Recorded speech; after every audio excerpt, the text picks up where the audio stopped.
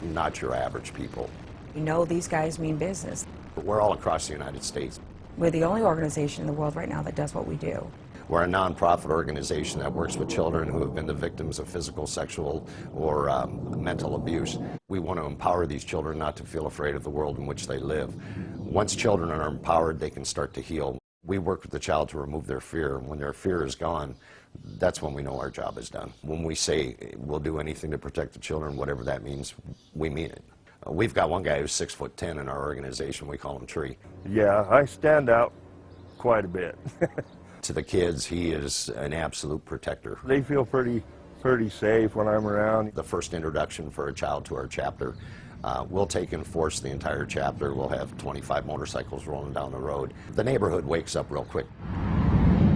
We pull up, and it's like amazing. The kids are you know, they're shy. They don't know what to think. I see all these crazy biker guys show up, you know, pretty scary looking, ugly people. But after a few minutes, they really start to open up to us, and we develop that initial friendship. Hi, I'm Tree. Hi, Tree. How are you?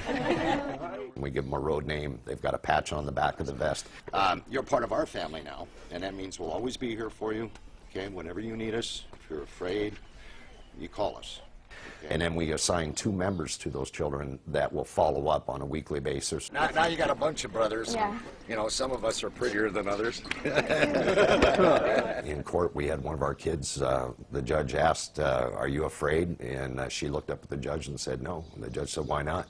She goes, because my friends are scarier than he is. A BACA child is 4 times more likely to testify in court than a child who is not part of our organization. It is personal for me because I've been through abuse, in and out of foster homes, in and out of the system. Nobody believed me. Nobody seemed to care. It's a hell that I wouldn't wish upon anybody. Here in Arizona, the child deaths directly related to child abuse went up 20% in the last year. So the problem isn't getting any better. We need to wake up. The system needs to change, let's put it that way. To be able to stand up, you know, for a child and say, no, nobody's going to hurt you anymore. And you can stand up and be proud of who you are. You're not at fault. We're not playing wild hogs here. And if someone who would hurt a child doesn't take us seriously, well, that would be a big mistake.